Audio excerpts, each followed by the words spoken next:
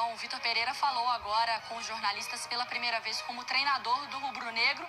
Teve polêmica, teve ali censura na pergunta, mas ele respondeu algumas questões. Ele e o Gerson também, que está de volta ao rubro-negro.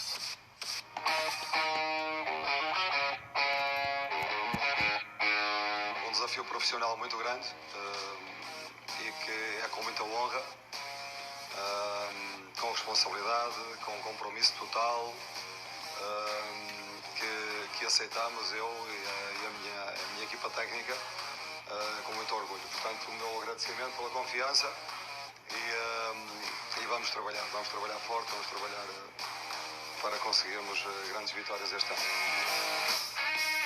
Pretendemos é criar juntos um jogo que seja um jogo atrativo, que seja um jogo que os jogadores desfrutem, que tenham alegria no seu jogo e que os adeptos também, que entusiasmem os adeptos, a grande torcida. Não houve mentira absolutamente nenhuma, porque não cabe na cabeça de ninguém eu estar a falar de uma situação familiar se tivesse o Flamengo, se estivesse na perspectiva de ir para o Flamengo. Portanto, isto desmonta qualquer teoria de que tudo o que andam para aí a dizer. Portanto, isto é a verdade. Não fiquei a dever nada a ninguém. Só, única e exclusivamente, à minha família. Dizer que eu sou um jogador que a maior torcida do mundo tem um carinho por mim. Imaginem, você saber de onde você saiu, torcer para um time, tu virar atleta do esporte que você ama e você ter o privilégio de jogar no time do teu coração. Acho que não tem como falar, tentar explicar, né? Porque só quem tem essa oportunidade pode dizer. É a felicidade maior do mundo.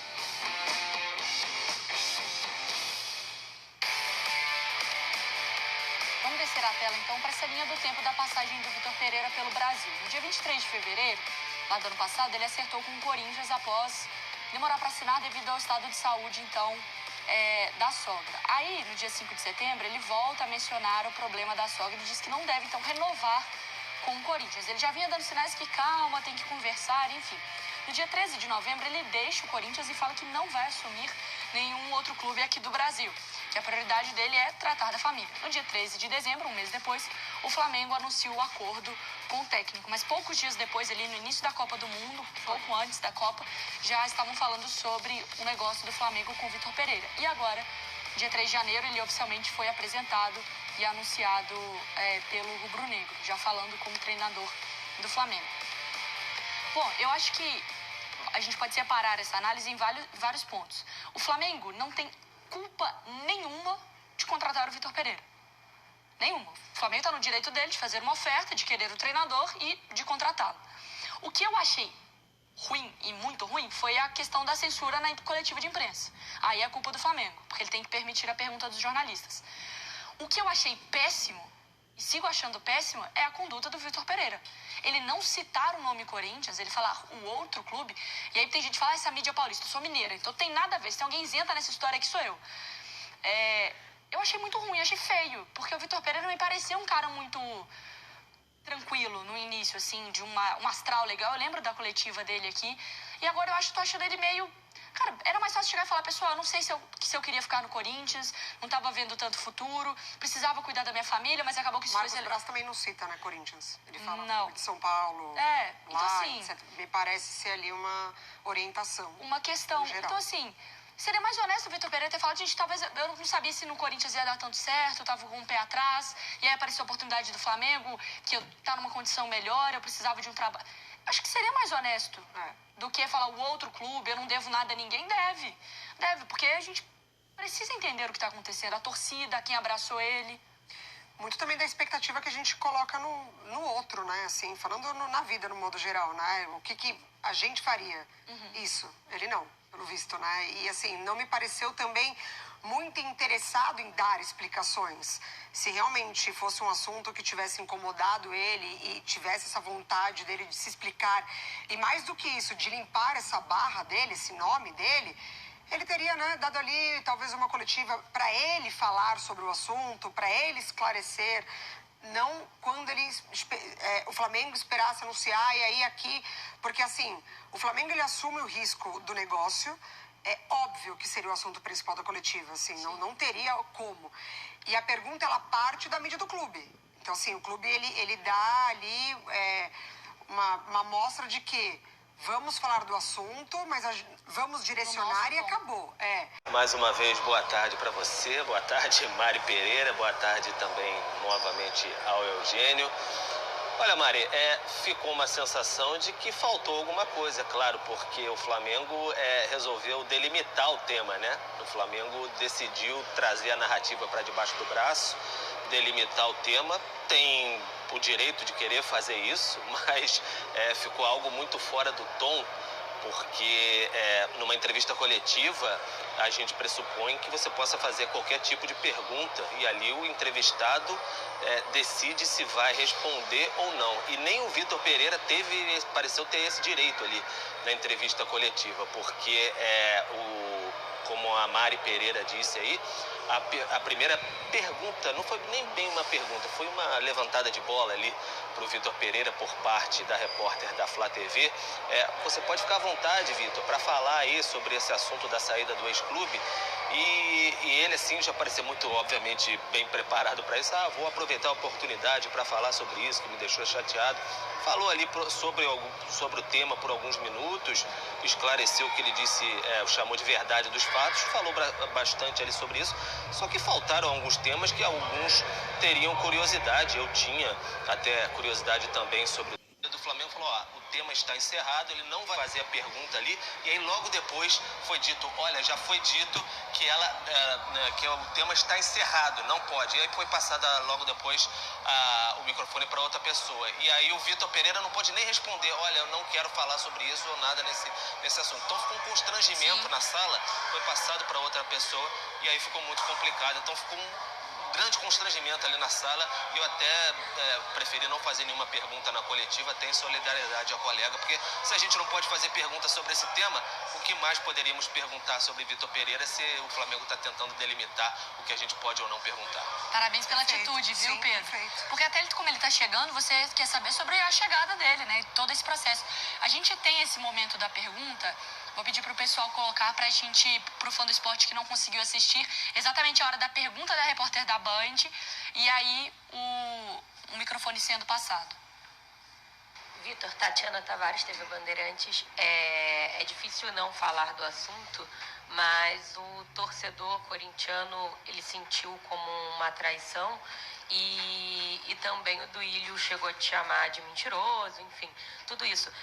Só para finalizar, você já explicou tudo, mas eu quero entender só se a maneira como você conduziu isso, você deixou claro, então, para os dirigentes do Corinthians naquele momento que a sua decisão, apesar da sua situação familiar não estar resolvida, né, ainda existir o problema de saúde, você queria vir para o Flamengo, isso foi comunicado para eles de maneira clara? Eles sabiam isso por você? Obrigada. É claro que ele não vai vir para falar sobre o Corinthians, ele está aqui para falar sobre o Flamengo. Ele já falou, ele é técnico do Flamengo. Pode. Ficou um clima bem complicado, Eugênio. Quero te ouvir também sobre essa situação, porque assim, eu, entre aspas, entendo o lado do Flamengo de, pessoal, ele é técnico do Flamengo, ele tem que falar sobre o Flamengo. Mas calma, daqui amanhã o assunto vai ser só Flamengo. Como ele está chegando agora, tem o direito de entender toda essa negociação. Não sei se você concorda. Eu lamento. Lamento o fato, lamento a censura jornalística, lamento que tenha continuado a coletiva. Entendo a postura do Pedro, ele é um profissional, está lá escalado para fazer aquilo, mas se eu sou um jornalista independente ali, eu me levanto na hora e saio. O resto não me interessa, porque o jornalismo não é isso. Não é quem leva a pauta é o jornalista, não é o entrevistado. Aí o Flamengo foi muito mal e até lamento também porque sei que há jornalistas muito bons dentro da assessoria de imprensa do Flamengo que sabem que isso está muito errado. Que sabem que isso está muito errado e, de alguma forma, jogaram o jogo. Lamento por eles pela... vamos colocar assim... Porque eles sabem que não é isso, né? Não é dessa forma. E devem estar muito constrangidos em aceitar isso em função de do cargo que ocupam lá dentro. É muito triste. E, além disso, somar o fato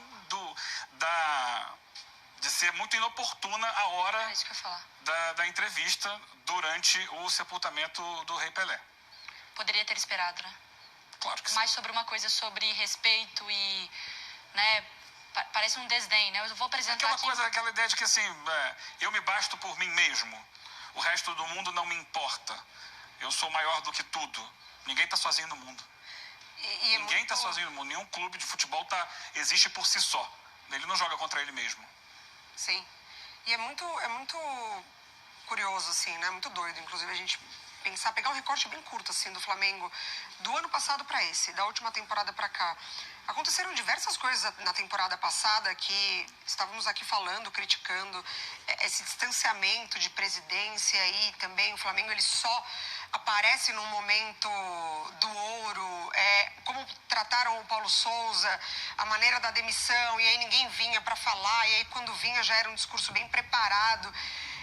E repete a cena, assim, é impressionante como o clube ele tem um distanciamento da realidade, é um mundo completamente paralelo, assim, sabe? Da forma como trata a jornalista, ela termina de fazer a pergunta, o assessor já lança a próxima pergunta, é de uma grosseria sem tamanho isso, sabe? Acho que tem maneiras de você conduzir uma situação, mesmo que você não concorde com ela, sabe? Assim, vou pedir desculpa, mas a nossa orientação é seguir com a entrevista, infelizmente não vamos poder... Sabe, Sim. Uma falta de sensibilidade, e isso mostra que é uma coisa dentro do clube. Isso vai passando de cargo para cargo. Fica muito feio isso. E só encobre uma situação mal explicada, né? Já começa o ano com uma situação mal explicada. Quem não deve, não teme. Ele falou, eu não devo nada. Então responda as perguntas. Sim. E Pedro, fica muito essa sensação de que, assim, essa é a minha interpretação. Se o Vitor tá muito tranquilo e ele sabe que ele não errou, ele poderia simplesmente ter falado, pessoal, é o que eu abri falando. Minha sogra teve um problema, eu comuniquei o Corinthians, mas a situação estava complicada por lá. Gostava muito, tinha uma identificação, porque ele sai falando sobre isso. Eu não estou inventando de uma interpretação porque ele piscou 3 vezes e piscar 3 vezes significa que ama, não. Ele falou, estou feliz no Corinthians, quero ficar, não vou assumir mais nenhum clube. Pessoal, tenho um carinho pro Corinthians, queria ficar tinha uma situação com a minha sogra, mas acabou que também vi que o clima ali não era exatamente o que eu tinha de plano de carreira, apareceu o Flamengo e assumi. Ponto. A história estava 100% encerrada. Agora ainda abre uma margem para uma interpretação de caráter do Vitor, né? Eu acho que isso é complicado. Do lado rubro-negro, Pedro, tem alguma desconfiança do torcedor do tipo, eita, será que eu confio nesse cara? Ou começar o campeonato 3 vitórias e não tem papo nenhum? Olha, Mari, acho que não. Acho que do lado rubro-negro não tem desconfiança sobre o Vitor Pereira, não. Ao contrário, tem bastante apoio. Até houve muito apoio, a gente acompanha as redes sociais, enfim, pelo que a gente coloca, muito apoio até a postura lamentável que houve ontem nessa coletiva de imprensa, reflexo lamentável dos dias atuais. Apoio até essa postura, como eu disse, assim, de delimitar esse tema.